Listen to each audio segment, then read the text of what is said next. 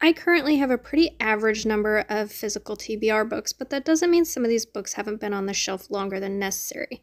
So my mission, should I choose to accept it, is to eliminate the books on this shelf one by one until this shelf is completely Yes? I know you're about to say something really ambitious, but could you aim for a little less delusion for my sake, please? I swear, readers these days. We're gonna eliminate the books on the shelf until it is half empty. That's 3 shelves, stop counting. At the beginning of each month's episode, I'll use a random number generator to select the book that will be read. The hope is that the first book I pick will be the one to start off that episode. However, I will be allowing myself 2 chances to maneuver around the shelf in the hopes of finding that first book to read. I'm so excited, yeah, that's convincing enough, to get some of these physical books cleared off of this TBR shelf, so get ready to read or reap. And currently I'm at 115 books on this shelf. So let me ask Alexa to pick me a number between 1 and 115, and that is the book that I will start episode 4 of Read or Reap with. Alexa, can you pick me a number between 1 and 115?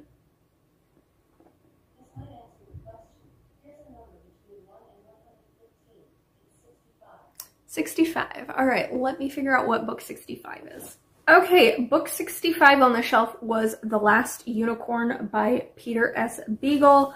I'm not really in the mood to read this book right now, so let me hope the sticky note says something else. Oh, thank God. It says 2 books above, which means I have to go 2 books directly above it and see what that book is. So let me see if I'm in the mood to read that one, hopefully. 2 books directly above that is another book that I really didn't want to read, and that is The Strange Adventures of H. And luckily, the prompt on this one says, go to the last shelf, 3rd book. So this is my last chance to find a book. This book I'm going to have to read. So I'm going to have to go to this shelf, the 3rd book. So let's see what I'm ultimately going to end up reading. Okay, that was obviously meant to be because this sticky note says read this book, and that is I Accidentally Summoned a Demon Boyfriend by Jessica Cage. So this will be the book that I start episode 4 of Read or Reap with. Hopefully I enjoy it.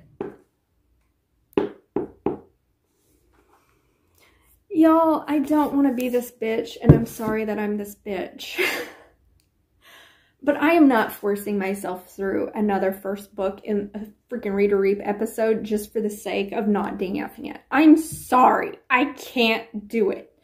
I made it that far. Chapter 6. Where's the page numbers? 73 pages into this book, okay? And this female main character is so insufferable. I cannot deal with her. I will say she's an older character, which really doesn't amount to much, okay? So I thought I would enjoy that. However, she's like 30, she's like mid-30s, I think, if that, I honestly can't. She's in her 30s anyway. She's single and everyone around her is in relationships, married, dating, whatnot, and she feels left behind. Okay, relatable. Girl, same. And I think that's why I'm not connecting with her, because unlike me, this girl cares way too damn much. She wants to be in a relationship so damn bad that she gets drunk and she reads this spell that's in a fantasy book to like find her soulmate or whatever. She doesn't expect it to work, right? Again, who'd blame her? But she summons this demon. And the same night she summons this demon, she fucks him. Best sex of her life. But then he shows back up and she starts with this like antagonistic relationship. The banter in here isn't funny. It's not charming. It just comes off as bitchy and snarky. And it feels like a 16-year-old who's giving mixed signals. Like, you wanted this boyfriend. You fucked this guy. You were attracted to him. And now whenever he shows up, you're just like bitching at him and snarking at him. And the male main character doesn't even seem like he's that interested in her. There's no like, oh my God, she's so beautiful, blah, nothing. He's totally annoyed by her. So in 73 pages, like how the hell am I supposed to believe that y'all are into one another when your conversations sound like two 16-year-olds who don't like each other. Like, is this the type of story that's like, I'm mean to him because I like him, and he's rude to me because he likes me? No, you're 30-something years old. You wanted him. You fucked him.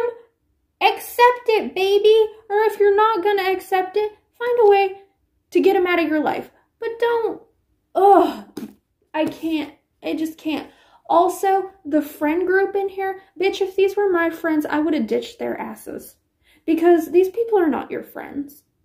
They agree to go out to dinner with her because she's having a hard time, and they stand her the fuck up because they have to spend time with their significant others. Absolutely fuck not. If I had friends who did that, and I've had friends who did that, okay, as soon as they get in relationships with people, they totally, like, forget I exist. And so I'm sorry. I was good enough to be your friend before you had somebody who could give you orgasms, but now that you find somebody who can give you orgasms, I'm just like, woo, doesn't even exist. And that's when I cut those motherfuckers out of my life. Because that is not friendship, okay? So anytime she's like in trouble or something with demons or she's in hell, she calls one of these friends and they totally just fucking ignore her, don't believe her, think she's going crazy. And I'm like, girl, you need to find better friends.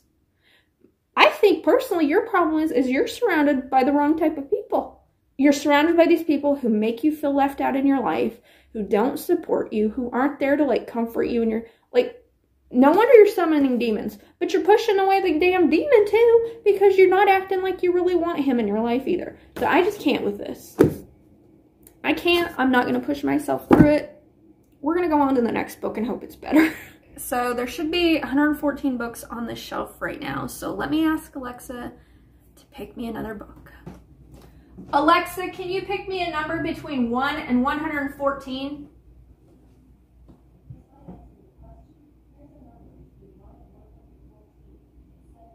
$78.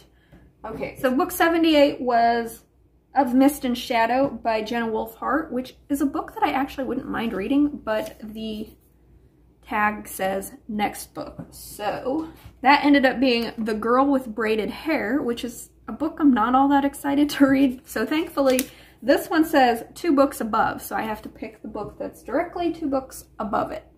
And that's going to have to be the book that I read next. So that is 1, 2, 3, 4, 5, 6, 7, 8, 9. So that's 10 books from the end. So 1, 2, 3, 4, 5, 6, 7, 8, 9. Great. This one says read this book, and it is Shadows of Galileo by Doug Walsh. This is a book I picked up when I was in Kauai. It's a thriller, which I'm not all that excited about, to be quite honest, but I'm gonna give it a shot. And who knows, maybe I'll be surprised and won't DNF it. But if I DNF it, will we really be surprised at this point? No, we won't. Okay, well, I finished reading this book.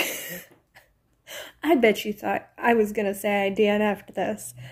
Should I have? Probably, but I didn't. So this is, I really don't know what you would call it, a murder mystery thriller, maybe? We're going to go with a murder mystery, because honestly, this wasn't that thrilling. This is about a 19-year-old girl named Malia, whose mother recently got killed in a drunk driving accident, but her mother always had, like, this deep love for the coast of Galileo.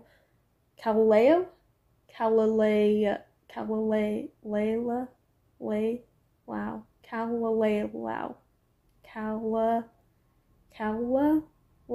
Kalalau. There we go. God. Kalalau. Her mother once spent like a summer or a couple weeks or something just like pretty much being homeless on the coast of Kalalau. She lived with a group of people off the land and just like very hippie-ish, right?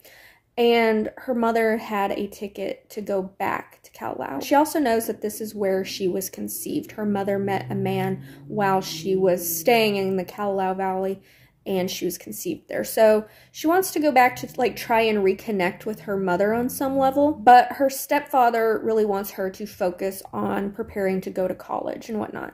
And so this girl, you know, she's just a real brat, and so she manages to convince a friend to help her like run away to get on a boat to take her to the Kowloon Valley because that's sort of illegal. I guess you're not supposed to take a boat there because it's a very remote area on Kauai and you have to have like a permit to even hike through there or whatnot. So she does this. She ends up finding this group of homeless people in this encampment and they take her in, and it's sort of like, I wouldn't even call it a found family because they are not very familiar with her, let me tell you. They treat her fine. They don't really do anything that's horrible to her, but they're not exactly like loving family material. But she only expects to stay there for like a couple weeks, and that couple weeks turns into, I think, 2 months. And at the beginning of this story, one of the people has been murdered. And so she is in with the police being interrogated about what happened in that 2 months and all that. And that's pretty much the story, is she's just recounting her time in the Kowloon rainforest and whatnot. I'm going to give this 2 stars. I honestly don't know what kept me reading this book. I did find the audiobook, which I was surprised to find on Hoopla. The audio narration wasn't great. So I don't know why I continued to listen. There wasn't anything too thrilling about this either. So again, I don't know why I continued to listen. What did I like about this book? I liked the Kauai setting. I personally never went to the Kowloon Valley because I didn't make it to the northwest coast of Kauai, but some of the other places that they mentioned within the story I had been to.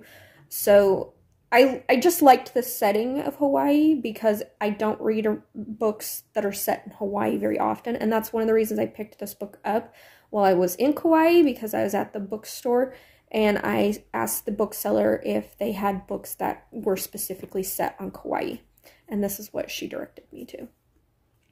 So obviously, you know, I didn't buy this just because it appealed to me, because quite frankly, this cover isn't exactly appealing, and it's supposedly like a murder mystery thriller thing, which again doesn't appeal to me, but I was looking for a book that was set there. So that was one of the minor things I liked about it, was the Hawaii setting. The other positive thing I could say about this book is that Malia's character, she's 19, she's very naive, she's very bratty, but she at least took the chance, you know? She wanted to do something that people were telling her not to do, and she found a way to make it happen. So I guess in that sense, she was resourceful, and she took a shot, which I don't think is something I could ever do, let me tell you. I am not a shot taker type of girl. I'm a very structured, predictable bitch, okay?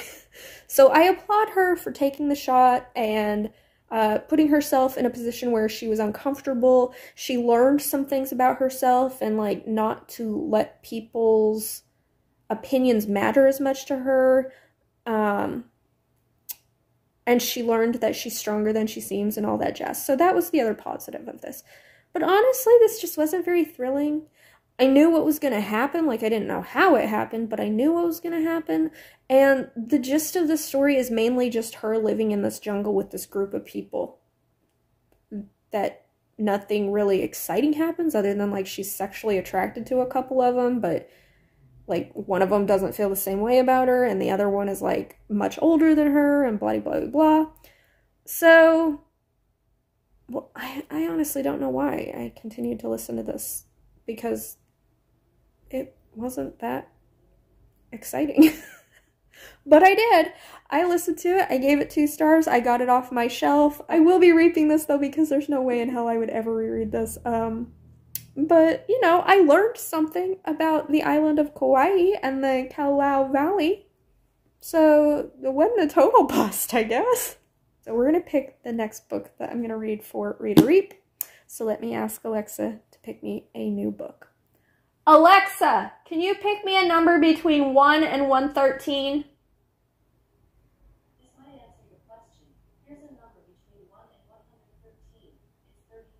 35. All right, let's go to the shelf and find what book 35 is. All right, so I have it set up so that this book at the end is 30.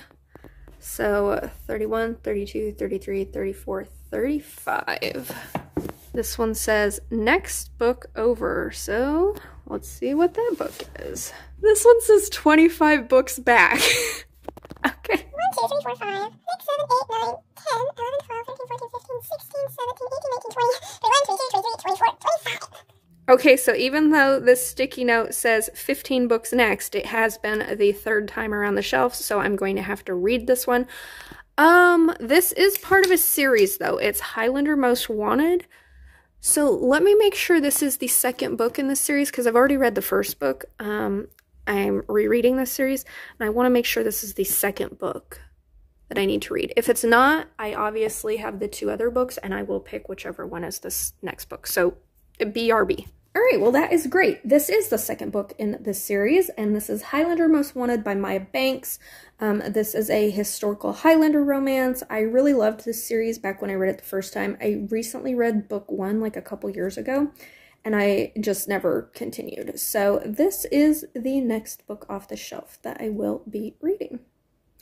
And if I enjoy it, and I get through it quick enough, I might just speed right on through the other ones, to be honest. So stay tuned. Okay, let's talk about Highlander Most Wanted. This is a reread for me. As I said, I haven't reread it since like 2012 or 13. I can't remember the first time I read it. But this is a historical romance about our 2 main characters, Genevieve and Bowen. So this is the second book in the Montgomerys and Armstrong duology, I guess, because the third book never got published. But Genevieve was on her way to be married when she was ambushed by this really cruel laird who captured her and raped her and had his other men rape her, and he was just awful. He kept her pretty much imprisoned. And she gets the idea to escape by encouraging this laird to go after the female main character in the first book and take her captive, because she knows that if her clan comes after her, then they will find her and set her free. So in the beginning of this book, we see Bowen Montgomery and his brothers take over their keep, and they find her. And he doesn't exactly like her in the beginning because he thinks that she is just part of this awful clan who has no courage or anything like that. So they don't exactly start off on a great footing with their relationship.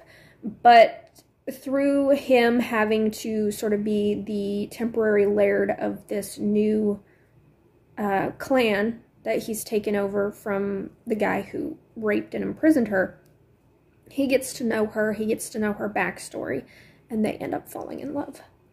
So I gave this book 4 stars. I looked at my rating from when I first read it, and it was a 4-star then. It's a 4-star now. I really liked seeing their relationship develop. They didn't hate each other by any means. They just were strangers who didn't really know anything about each other. So to see that relationship progression, I really liked. I like that this series has female main characters with some sort of disability. The first one, the female main character is deaf. This book, she is a scarred heroine because when she was captured, the guy like scarred her up so that no other man would be, you know, attracted to her or whatnot. So she's got a lot of insecurity with that. I thought they had a really great chemistry. This was a bit of a... I think this is a slow burn. I think it took about after 50% for them to act on that. But, you know, once they act on it, these books get pretty smutty. So it's got like 4 chili peppers worth of smut in this book. But I liked how once he understood what she was going through and the lengths she went to procure her freedom, that he really stood up for her. He didn't let people take advantage of her or use her or abuse her. He was very protective of her. And they had really good chemistry, and I really liked this. I never read the 3rd book, and I knew it was about a side character in here named Taliesin. And so I didn't own it, and I'd never read it, so I was like, oh, I'm going to go read the 3rd book. It hasn't ever been published. I guess something happened. The author, Maya Banks, wrote it, but I guess like, the rights to it got sold to a different publisher, and then it got sold to Avon, who just never published it. And I'm so pissed off. I really wanted to read her story, and it looks like it'll never happen, which is so sad. But I'm glad that I read this. I will be keeping this book. I own the first one as well. So because I enjoyed this one so much, as you know, I had the 2 other books up there. They were part of a completely other series, okay? And I had read that series too, but I completely forgot. I thought they were in the same series. That is the McCabe series. So I read the first book. I'm going to talk about it here in this Reader Reap, even though I didn't pull it physically off my shelf because it goes into it. But anyway, this is Marin and Ewan's story. Marin is the illegitimate daughter of King Stuart, I think. And she gets captured by this abusive guy named Duncan, and he wants to use her to take over her inherited lands. He abuses her, but this young boy named Crispin helps her to safety, and they are saved by Crispin's uncle to take back to his clan. And there she meets Ewan, who is Crispin's father, and they start a romance. So this one I didn't like as much. I think when I looked at my rating, the first time I read this, I gave it 4 stars, I think. This time I'm only giving this 3 stars. I did not really like their relationship. I liked that Ewan was a single dad. I liked Marin's relationship with Crispin. It was very, very cute. And I liked that Marin had a lot of bravery and gumption and pride about her. However, she was a very, very naive character. Like, she knew about sex from the abbey where she was hiding. The sisters, like, told her what to expect on their wedding day, but they really didn't go into details. So she's very, very naive. And I just got irritated with her naivete. She also doesn't have any clue as to how a clan works. And so she's always making these decisions that affect the clan because she wants to be seen as the lady of the keep, because she is forced into this marriage with Ewan so that the guy who caught her and abused her doesn't find her again and, like, try and take her inheritance. So she's always making these decisions, but she has no fucking clue the ramifications of those decisions. I also didn't love Ewan's character. He was one of those possessive alpha holes that just grated on my nerves. He gives no thought to the fact that she is a virgin. He just, like, wham bam takes her. And it leaves her very distraught and very, like, taken advantage of, which who could blame her? And he goes about, like, trying to fix the situation, but I just couldn't get past his attitude toward her and just what a possessive asshole he was towards her. I just didn't love their chemistry together. And there's a reason, obviously, that I didn't own this book, because I don't think I liked it enough the first time I read it to own it. And I certainly didn't like it the second time enough to own it. But then I went on to Seduction of a Highland Lass, which is the second book in this McCabe series. And this is about Alric McCabe, who is Ewan's brother, and Keely, who is shunned from her clan when she was a young girl. She was almost raped by the laird of the neighboring clan, and the wife of that laird called her a whore, and so shunned her from their clan, okay? So Alric is supposed to marry that laird's daughter, so he's on his way to that clan to marry her, and he gets injured, and he finds himself being taken care of by Keely. So his brothers come, find him, and they take Keely and Alric back to the McCabe clan. And there she finds this found family. She finds this clan who embraces her. She tells them her story, and they don't think unkindly of her. And she grows to really love Alaric, and Alaric in turn grows to love her. But he has this looming thing over him that he has to marry the neighboring clan's daughter in order to secure an alliance between the two clans. So they're sort of on this ticking time clock of This is the first person that they've really loved, but they both know that it can't happen because he's duty bound. So the first time I read this, I gave it 3 stars apparently. This time around, I fucking loved this. I gave it 6 stars. When I was younger, when I first got into reading romances, I was highly, highly into the angsty, dramatic romances. And if you know me at all now, you know that high angst and high drama just aren't my jam anymore. And so that's why I know I loved this more, because I felt the chemistry, I felt the forbiddenness of this relationship and the pining that they had for each other. And it just made me fucking sad. Some things happen in this book where I knew it was going to end happily ever after because though it's a romance, but just some situations just tugged at my emotions, and I really felt for these characters' pain and anguish. And if a book can do that for me, I know it's 6 stars. Even though I will say it was kind of an insta-love situation, just the way that they took care of one another and the way that they honored each other was so fucking beautiful. I loved it. And so when I was listening to this book, I was just like, oh God, you guys gotta get together. Even though I knew they would get together because, you know, HEA, romance, I still was just like, you guys gotta make it work. And I just loved their characters separately and together. Alric was very noble and he was very steadfast in his duty to do what was best for his clan. But Keely, she was also very strong. She was also very smart. And she was willing to give up her happiness so that Alric could do what was best for this found family clan that she had found. So I loved this. A 6-star historical romance for the year. And I find it funny that, you know, a book that I rated 3 stars back when I first read it became a 6-star. And I know it's not because, like, I'm on my period or something emotional, because I'm not. It's just these characters, their situation really tugged at my emotions. So, I'm now going to move on to the 3rd book in this series and just get these historical romances off my shelf, get this series off my shelf, and I will give you an update once I have read that one. Alright, so I finished reading Never Love a Highlander, which is the final book in the McCabe family series.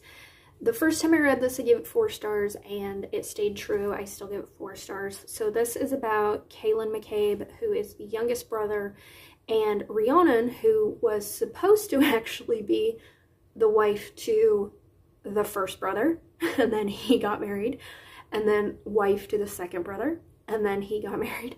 So this poor girl has just been, like, shuffled around and passed around to anybody in the McCabe family to secure this alliance, and this is her final chance. Kaylin agrees to marry her to secure this alliance so that his brother from the past book could, you know, have his love match. So he goes, and he is now the new laird of her clan, and he has to convince them that he is a laird worth following. Meanwhile, they are trying to understand one another, trying to get to know one another, but he is, like, trying to make her fit in this mold of the nice, docile, sweet wife that he thinks he wants. Yes, can I help you? Cat?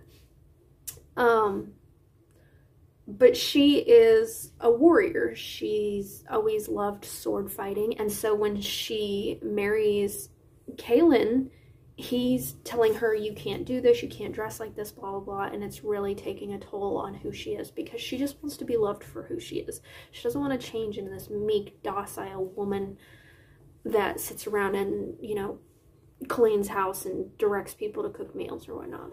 So they have to work through a lot of that, and, you know, they eventually fall in love. So I did like this. I thought they had good chemistry. It wasn't the strongest, but it was much better than the first one. I liked Rihanna's character. I liked that she was strong mentally and physically. I liked that Kaylin had to learn to love his wife for who she is and really understand where she was coming from and her point of view on things. He really grew as a character because he had some trust issues that were holding him back. So I managed to get all 3 of the Maya Banks books off of my TBR shelf. So I think I am going to keep these 2, but I think I am going to reap this one because even though I liked it and I gave it 4 stars, I don't think that I will reread this and enjoy it as much if I reread it in the future, just because I liked it better than Ewan's story, but it was like a very low 4-star. It was just barely there. So I think I'm going to reap this one and I'm going to keep these 2. This is part of the Montgomery and Armstrong's duology, and then this is the only book within the McCabe series that I actually loved. This was the 6-star one that made me cry. So that's that. And now because I got all those books off of my TBR shelf, I have 109 books on the shelf. So instead of picking a random number generator, I am actually about to get on a plane tomorrow to go to Arkansas for family reasons. And so I just went through my shelf and I looked to see what I could get as an audiobook because I am going to be on a plane. So hopefully I can get something read when I'm on the plane. So I decided to go with To Kill a Shadow by Catherine Quinn. I don't know anything about this. I think it's a YA. Pretty sure it's a YA fantasy romance, but other than that, I absolutely know nothing. My sister gave this to me for Christmas a couple years ago. So I found the audiobook of this on Hoopla and downloaded it. So next time I give you an update, I will hopefully have something to say about To Kill a Shadow.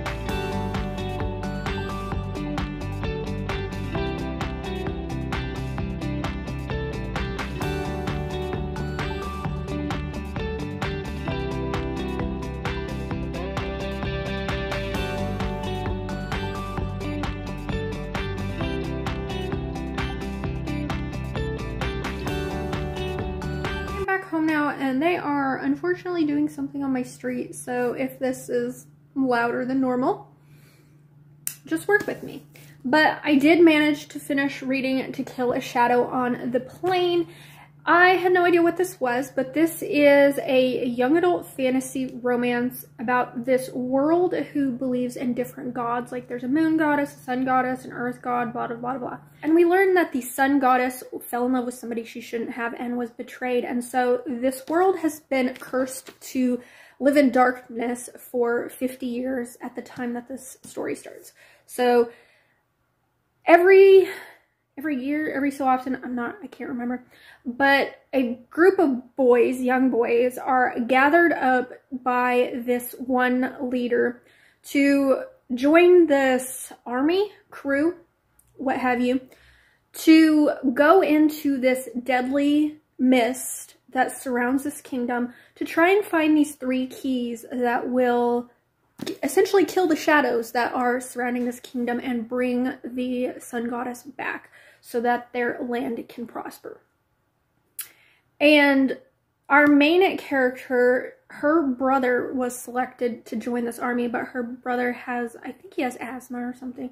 I don't know, he's seen as frail or whatnot, and he's only 12. So, a la Katniss Everdeen, she ends up, like, beating up one of the other boys who is making fun of her brother, and she catches the eye of the general of this army. and he takes her instead. So they go and they have to do all these like trials, not really trials, more like tasks to assess their abilities, because they only want like the top 5 best people to go into this mist to have the best chance of finding these keys and staying alive. So a lot of the book is this group of kids, mostly boys, 1 girl, doing these trials to find out where their strengths are, and then a group of people going into this mist to try and find these keys that will kill the shadows surrounding their kingdom. And our book is about our main girl, what is her name? Kiara. Our main girl, Kiara, who is like really great at fighting and all this jazz, because of course she is. Her uncle trained her or whatnot. Why the uncle didn't train her brother, who knows? But anyway, it is her and the general of this army's romance. And I ended up giving this 3 stars. It was fine. It wasn't anything spectacular. I thought the concept was really interesting of this world that is cursed in darkness, and they have to try and find these keys to bring back the light. I liked the audiobook narration of this, and it was a pretty quick, fast-paced read. The tasks or trials that they have to do or whatever, they are very reminiscent of the Hunger Games. They have to survive these deadly tasks, and they're pretty standard. They're not like anything super wow or anything like that. They're things that you've probably read in other books. I also thought just the 1 girl with this band of guys, really, in all the kingdom, there has never been another girl who has been able to fight that has caught the eye of this crew.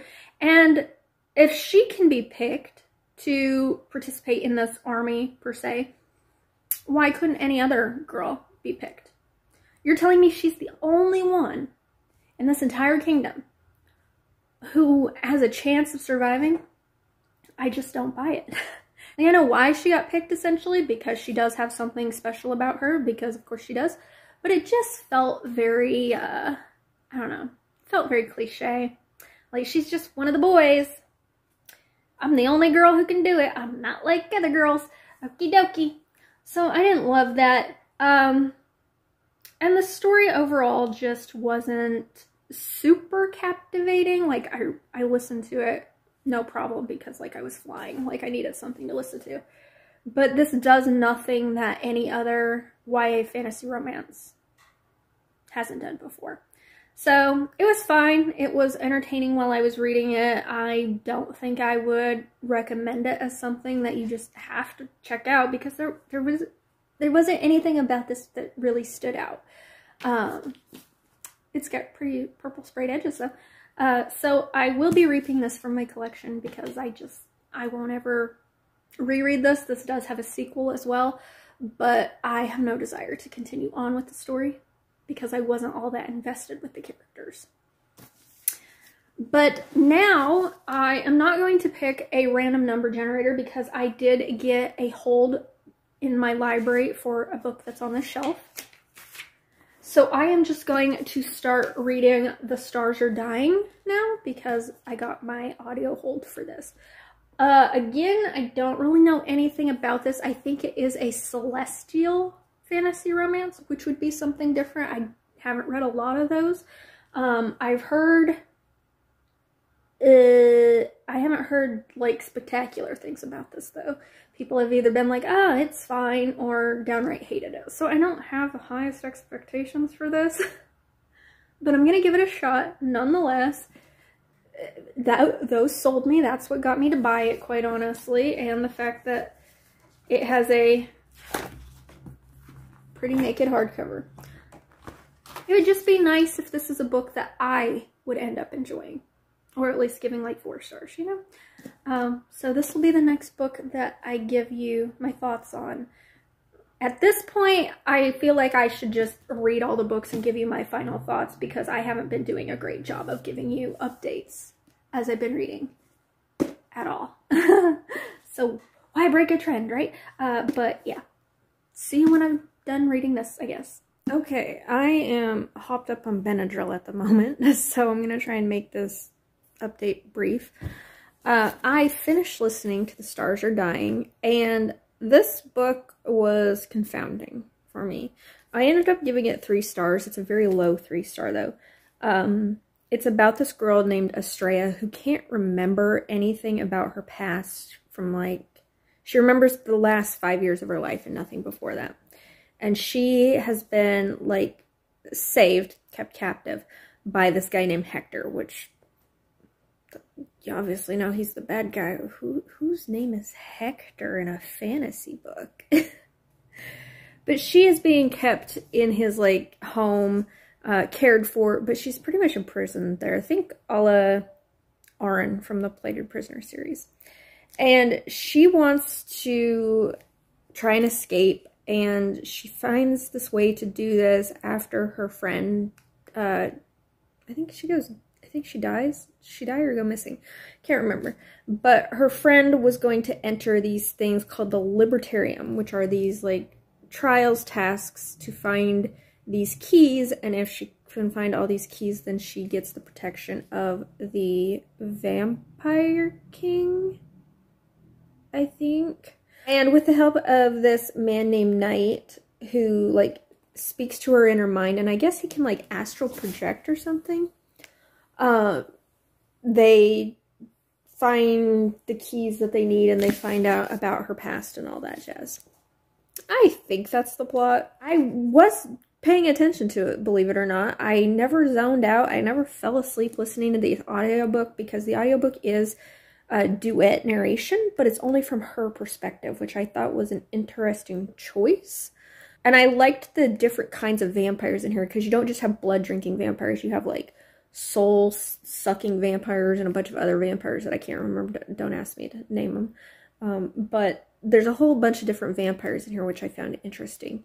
There is also mention of, like, fae and humans. The world just wasn't set up very well. I didn't get a good grasp of, like, how this world is set up. There's also these celestials. There's some character revelations that were so blatantly obvious in this story.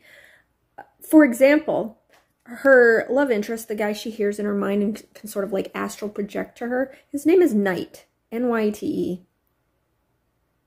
Knight. And she's trying to find the identity of this prince called Nightstaff, I think his name is. Nightstaff. And why she couldn't piece together that Nightstaff and Knight are the same damn person is beyond me. She kept thinking it was somebody else. I'm like, girl, his name is Knight, and you're trying to find somebody named Nightstaff? You've got to be one of the most clueless, dumbest characters I've ever seen. It's blatantly obvious, chick. Like, come on. Knight as a character, he was fine. He's your basic brooding, dark-haired love interest, who, you know, touch her and die type vibes. I felt like this book was an ACOTAR fan fiction, quite honestly. And by the end of the book, I didn't really have a strong desire to continue on with the series, because I didn't have a strong connection to any of the characters in this story. I was able to become Estrella bits and pieces. Like, there were moments of this book that were really interesting and held my attention, and I was following along. And then there were parts of this book where I was like, what is going on? What are we doing? It felt very slow, and that's when I was pulled out of the story.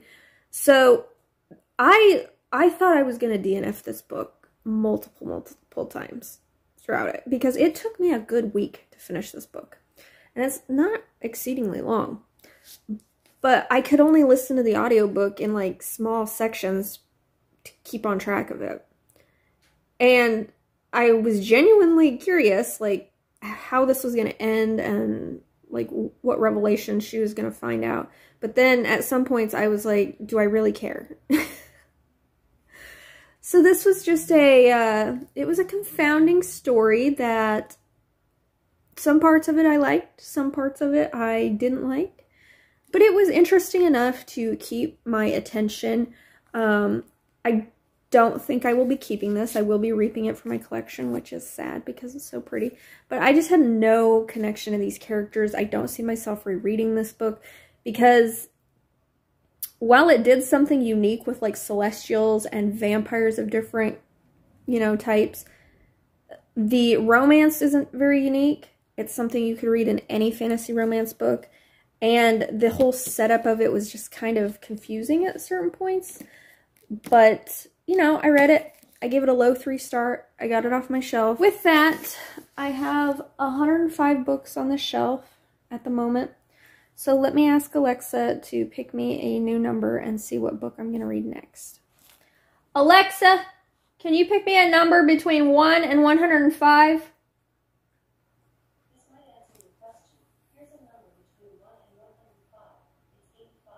85. All right, let me see what book 85 is. That book was In the Shadow of the Wolf Queen, which I believe is a middle grade book, but the prompt said 5 books back, so let me go 5 books back on the shelf and see what book I'm going to read. This episode of Read or Reap truly is third time around on the shelf, because I got his Tesoro, which I really would like to read because this is a mafia romance, but that one says second shelf, 12th book. So let me go to the second shelf to 12th book, and that is going to have to be the book that I read next. Okay, that one said read the book directly above, but because it's the third time around the shelf, I'm going to have to read this book, and that's good because this is a book that I have been putting off reading for a while, and that is The Last Daughter by Alexis L. Menard. All I know about this is I think it is a fantasy romance. Maybe there's dragons or dragon shifters in here. I don't know. I think the thing that made me want to buy this one was I saw like some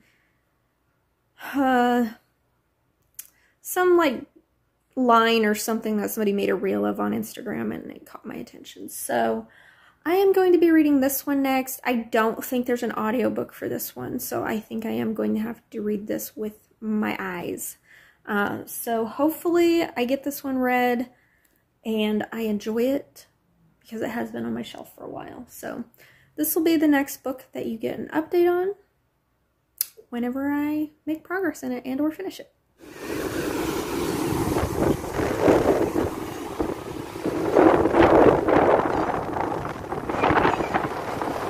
I don't even know if we're in there. Can't even see what I'm recording, but hey. It's too late.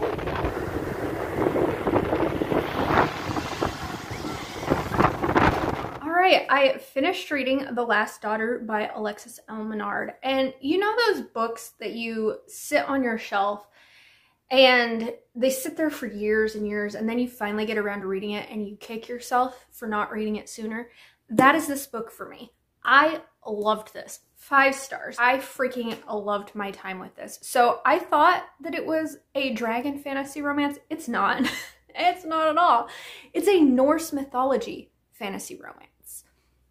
Okay, which I'm not mad about, because I actually do like learning about different mythologies, and for this to be Norse inspired was a nice surprise to me. I think that's probably why I picked it up in the first place, and I probably knew that a couple years ago and I just forgot. So in this, we're following this man named Vali, who is Odin's illegitimate son. So he is a demigod, and he was pretty much born for Odin's revenge and vengeance. His whole life's mission has been to track down this ancient witch's power that was put into this tether, to give it to Odin so that Odin could use this magic to avoid Ragnarok and all that jazz, so that he could sort of see into the future and see what was going on. So his son was born for this purpose, so he hasn't really ever had an opportunity to make his own choices in life. He's set out on Odin's vengeance and revenge against these witches who put their power into this tether. So he sets out into the human realm to find this tether, and he finds it, but it's not an object like he thought. It is bound into this woman named Elsa, and he has killed her entire family. So he threatens her, and she agrees to go with him back to Odin, to give herself to Odin in exchange for him not killing the rest of her human village. So this story is them traveling through the 9 realms, through Asgard and Midgard and through the other guards, and encountering all of these gods and goddesses and creatures of Norse mythology. and they end up falling in love with one another. And this was so good. Like, if you have read Norse mythology books and you just don't feel like they delve too far in depth with the Norse mythology, they're very surface level, this was so well done. Like, there were so many aspects of Norse mythology in here, some that I have read about in other books, some of them I haven't. Some the author probably even made up of her own accord. I don't know, because I'm not too in tune with Norse mythology. I'm learning more as I read, but this felt like a very fleshed out world that was developed, but it wasn't at all confusing. Like, I keyed into what was going on, who was who, what was what. At no point was I ever confused reading this, but I think the depth within the mythology that is part of the plot was excellent. The characters themselves, Aisla and Vali, I liked them together and I liked them separately. They each had their own backstories, their own insecurities, their own histories. They were just very well fledged out, layered characters, and together, their chemistry, oh my god, I loved it. Their banter in here was top-notch for me. It wasn't like antagonistic banter, it wasn't rude banter, it was just playing off of one another and having that very sarcastic, witty banter that I love in characters. There is a point in this book where they have to seek sanctuary with some people, and it is suggested that Aisla pretend like she is carrying Vali's child to be more sympathetic. And she asks him, like, what's going to happen if we stay here too long and they realize that my stomach isn't growing? And he outright says, I guess I'm going to have to get you pregnant then. And I was reading that and I choked on my water. And then the next sentence, Aisla choked on her water. I was like, I am you, babe. I am you. And it's just that sort of like back and forth, like playing off of each other and unexpected responses that I so loved. Another part of their banter in here that I really liked is sometimes in fantasy romance, it's usually male main characters. They will say something stupid like, oh, you taste like moonlight and memories, or you smell like sunshine on my deepest desires, or some shit like that, you know? And you as a reader, you're like, what does that even mean? And Aisla, this girl, even says, what does that even mean? So she felt very real. They have a very slow building relationship growth, which I like to see. Some aspects of this where you see their relationship developing, I was just like, oh my god. It is about slow burn until about 60%, until they actually act on their attraction for one another. This does have about 3 chili peppers worth of smut in it, but I would say it's more romantic smut than physical smut, if you know what I mean. Like, the scenes aren't like graphic, but you know, they are detailed, but in a more romantic light, if you will. I really liked that Aisla's character was 26, which is still quite young for fantasy romance, but she is in that teen to early 20 female main character that we're so used to seeing in fantasy romance. And what I really appreciated is that she actually felt like a 26-year-old character. She had things in her past that really lent to her being more mature. So I really appreciated seeing that older character represented in a fantasy romance. This also has asthma rep, which sometimes in fantasy romances, even though the authors like throw in like some sort of disability or chronic illness rep, it's often forgotten within the midst of the story. And you're just like, I thought this character had this. Like, why are they doing this so easily? You know, type of thing. But her asthma is actually brought up throughout the story, and it actually has consequences within what they are doing, which is another thing I really appreciated about this. I was never like, I thought this girl had asthma. Like, why is this so easy for her? It's not. It's brought up in the context of the story. So I think if you are looking for a fantasy romance with older characters, representation in it, some Norse mythology, which is something a little bit different from what we're seeing in fantasy romance. I mean, they're out there, but they're not like super prevalent. I think you should definitely give this a try because this was absolutely phenomenal. I loved it. It does end on kind of a cliffhanger. Like, I feel like if you didn't read the epilogue of this, it could end in a decent place, but the epilogue really makes this into something that is going to be a duology. and I have already ordered the second book in this duology because I loved these characters so much, and I think this is just a very underrated fantasy romance. So I absolutely had an amazing time with this. I'm so glad that I finally read it, and I will be keeping this on my shelf. So that is where we are going to end episode 4 of Read or Reap. I don't feel like I read as many books or got as many books off the shelf this episode, but I feel like I had a couple really great books in this episode. So as of right now, there are 107 books on this shelf, which is where we will start episode 5 of Read or Reap. I did add a couple books recently to the shelf. So I tried to read I Accidentally Summoned a Demon Boyfriend by Jessica Cage. I DNF'd this book. I will be reaping it from my collection. I then read Shadows of Kalalau by Doug Walsh. I am going to reap this from my collection as well. I gave this one 2 stars, 2.5 stars, something like that. I can't remember. I then read Highlander Most Wanted by Maya Banks, which I will be keeping. I believe I gave this one 5 stars. I also read this book. Can't remember the title. I gave this one like a low 3 star. Don't have it. I just read it because it fit in with all the other historical romances by Maya Banks that I read. I read Seduction of a Highland Lass in this episode, which I gave 6 stars. Loved it. Will be keeping that one. And I read Never Love a Highlander by Maya Banks, which I gave a low 4 star, and I will be reaping from my collection as well. I read To Kill a Shadow by Catherine Quinn, which I gave 3 stars. I will be reaping this from my collection. I read The Stars Are Dying by Chloe C. Penaranda, which I gave a low 3 stars and will be reaping from my collection. And of course, I finished it out with The Last Daughter by Alexis L. Menard, which I gave 5 stars and will be keeping. So here are the books that I managed to get off the shelf in episode 4 of Read or Reap. Let me know down in the comments if you've read any of these books, what your thoughts were, or if you plan to read any of these books. But if you don't want to comment that, but would like to let me know that you made it to the end of this video, could you leave me a crow emoji, because that had something to do with The Last Daughter. And with that, thank you so much for watching, and until my next video, here's hoping that you managed to get something off of your shelves this month. Bye!